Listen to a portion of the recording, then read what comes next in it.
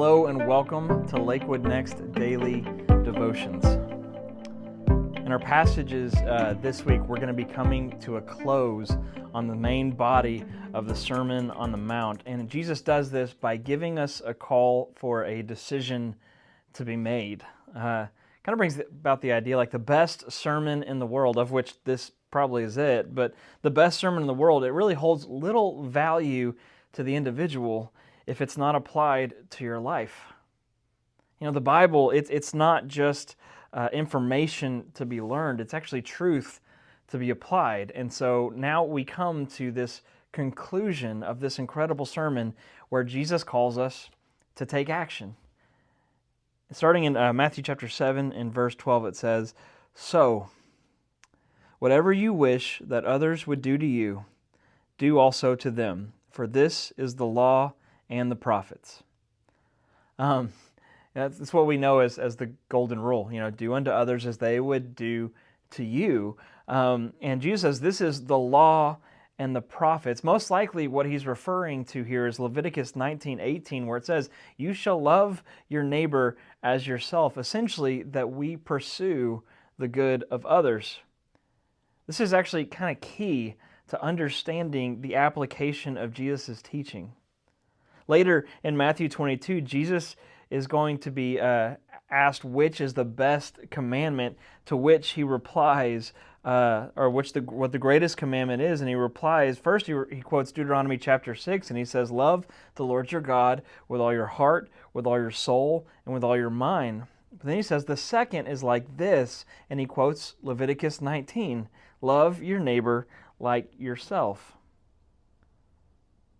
It's interesting because when Jesus says this, he says this sums up the law and the prophets. Earlier in Matthew 7:12, whenever he says this is the law and the prophets, if we were to look way back to the first law that was given, it was the 10 Commandments.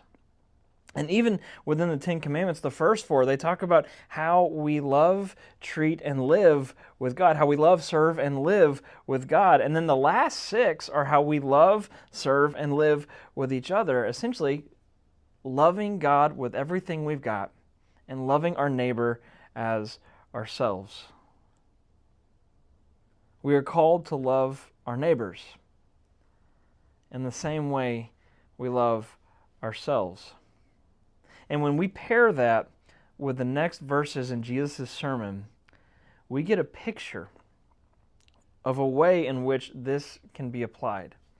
So if we go to Matthew chapter 7, verse 13, it says, so Jesus has just finished saying the golden rule, do unto others as you would have them do to you. That fulfills the law and the prophets. And then he says this, "Enter by the narrow gate, for the gate is wide and the way is easy that leads to destruction. And those who enter by it are many. For the gate is narrow and the way is hard that leads to life, and those who find it are few." Jesus gives this imagery of these 2 roads, a wide and easy way and a narrow and difficult way. This wide path is spacious, it's popular, it requires very little intentionality to walk it. However, its ultimate destination is destruction. In comparison to the narrow path, that requires intentionality, and its value isn't obvious to the world, and its demands are high. This is the road that leads to life. See, we are citizens of a kingdom that is not of this world. And so our path is not going to be the path of least resistance. It often flies in the face of our culture. And so one of the questions we arrive at now then is, okay, so I get that, but what does it have to do with loving our neighbors like we love ourselves? Penn Jillette, he is half of the magical duo Penn and Teller, but he once gave an interview where he said that he had no respect for Christians who don't share their faith. He said, "It's not annoying to me when a Christian shares their faith because if they believe it, that's what they're supposed to do." He goes on to say, "How much do you have to hate someone not to tell someone of their impending destruction?" It's not annoying. It shows that you genuinely believe and that you genuinely care. And his advice to Christians, even though he's not a believer, was, guys, share your faith. If you believe it, the only way you can really love people is by sharing it with them. You know, we are called to walk the narrow path. But when we love our neighbors like we love ourselves, we long for their salvation as much as we revel in ours. So, love your neighbor, walk the narrow path, and bring as many people as you can